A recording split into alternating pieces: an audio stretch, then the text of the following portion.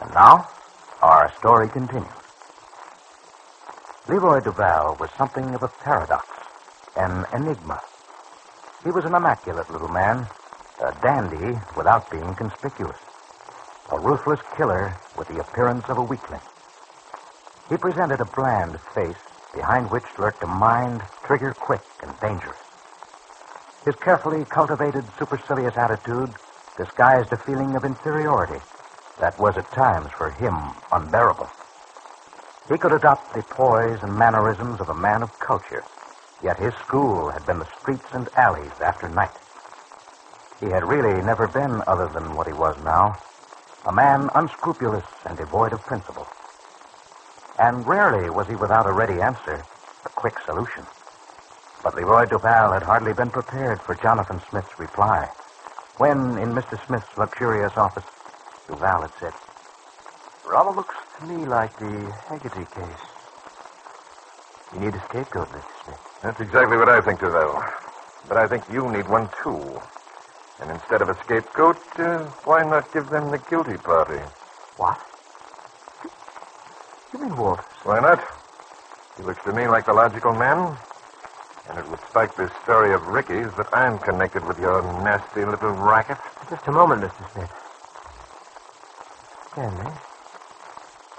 It's just a little fast for me to understand, I'm afraid. Don't tell me you're the kind to stand on ethics, Duval.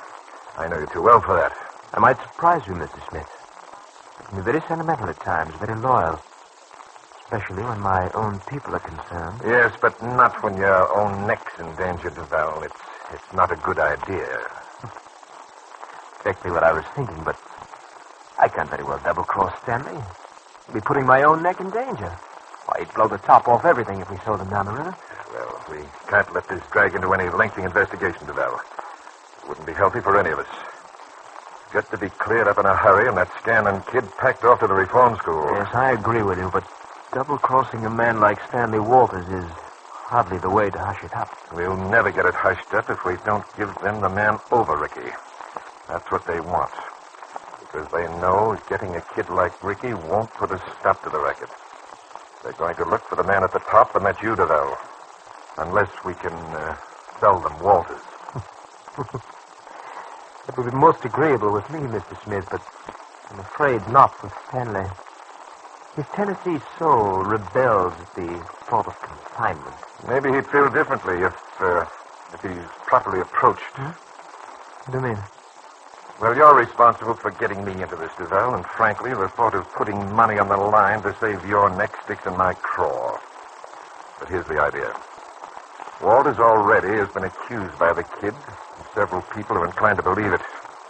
Paul does, Miss Martin does, and so does Sheriff Ellis. See, not a very encouraging picture. Enough to cause plenty of trouble, Duval. I don't think any one of the three would rest until they get to the bottom of it. That means sooner or later they'll grab Walters, doesn't it? Yes, very possible. And if they do, and Walters decides to talk, he could make things mighty uncomfortable for both of us. As my dear friend Mrs. Haggerty would say, netch. What's that? Oh, look here, Duval. Don't take this too lightly. On the contrary, Mr. Smith. I'm deeply interested. Go on. If Walters could be convinced that he's out on a limb and sure to be caught up with anyway, he might be willing to take the rap if he knew it was going to be worth his while. Oh? Oh, I think I'm beginning to see the light, Mr. Smith. Now, whatever it costs you, Val, I'm willing to put up half of it. You the other half. It'll be up to you to sell the idea to Walters. Yes, but Stanley's price may run rather high. Well, you ought to be able to hold him down. Anything within reason, Duval, we'll have to pay it. But here's the angle that ought to make your bargaining pretty easy. It's not going to be long until I'm governor of this state, at which time I give my pledge that I'll have Walters paroled. Well. Excellent, Mr. Smith. Now I think we've got something to work on. Now there's something else. I want to be the one to bring Walters in. I want full credit for getting him and getting his confession. That way it'll look better. And it won't do me any harm. Well, Duval, what do you think? Frankly, Mr. Smith, I think it's in the bag. Meanwhile, as Jonathan Smith and Leroy Duval discussed their plans, Ricky Scanlon at the hospital had just completed his statement to Sheriff Ellis. Returning to his office from Ricky's room, Dr. Paul sees Virginia Martin in the corridor. Oh, Miss Martin. Yes, Dr. Boss? Busy? Can you come in a minute? Yes, I'm free for the moment. Good. I wanted to tell you what happened. Ricky just completed his statement to the sheriff. Oh? Have they gone? Yes, they just left. Sit down. Thank you. Ricky's sister, Mrs. Haggerty, came a few minutes ago. I knew the officials were here, so I asked her to come back. It'll be all right for her to see him now, won't it, Dr. Bach? Yes, I think so. Ricky can have whatever visitors the police will permit. But someone should remain in the room at all times. I thought Ricky was very impressive in making his confession to the sheriff. He handled himself nicely. Oh, I'm glad. But I knew he would. Did he say anything about Mr. Smith? No, not a word. Oh, I believe Ricky realizes now that was a wild idea. But I think he did convince Sheriff Ellis he was telling the truth about Pop Walters. As a matter of fact, the sheriff was suspicious of Walters anyway. Will he be able to do anything? That I don't know. Ricky doesn't know where Walters got the whiskey or how it was delivered to him. So they don't know how to get anything on the old boy. I suppose a lot depends on how cagey he is in the future. Well, Ricky's voluntary confession, Dr. Bach. Doesn't that mean he may not have to stand trial? I think that's right, yes, Miss Martin. I should imagine he'll only have to appear for sentence. Well, I think that'll be much easier for him. Surely they won't judge him too harshly. After all, his background, the way he became mixed up in this thing, coming back to town after they tried to kill him, and the voluntary confession, well, all those things should weigh heavily in his favor, don't you think? Yes, but it'll take a lot to offset public opinion. The people seem pretty indignant. Mr. Smith's article in the paper this morning won't help, I'm afraid. No, that's true. I wish Jonathan would stop sounding off so much. He's definitely after that boy's blood. There's no question that he's given the thing more notoriety than it deserves. That's why the people are so aroused. He's got them that way. Well, it seems almost like a personal thing with him, Doctor. Yes, I know. I don't know what to make of Jonathan. He's too big to capitalize on this affair at the expense of a boy like Ricky. Perhaps he doesn't realize it, but he's gone overboard with his public-spirited attitude. It almost seems he's not as interested in making an example of Ricky as he is in demonstrating what the people can expect of him if he's elected governor. Yes. I wonder if I could talk to him again.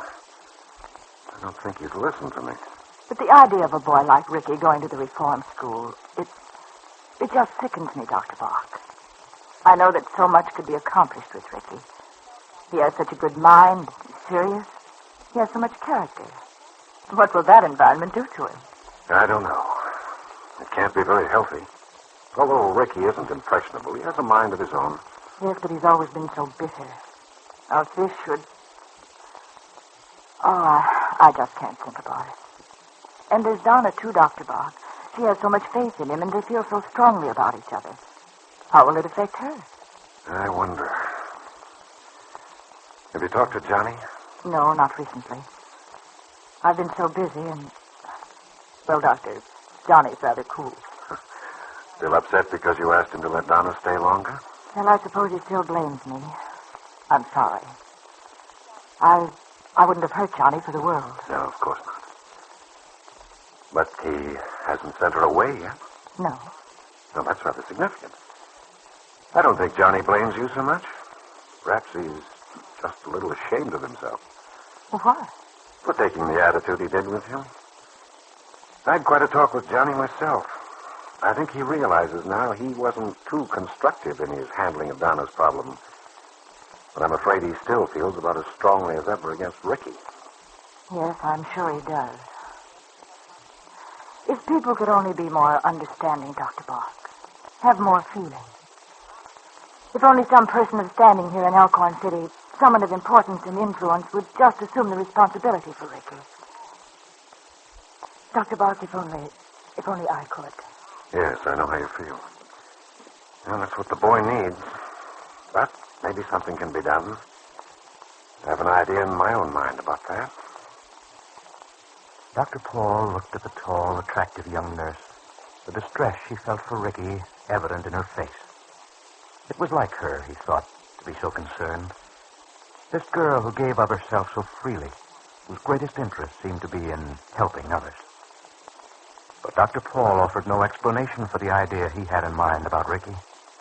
Whatever it was, for the moment, he seemed content to keep it to himself.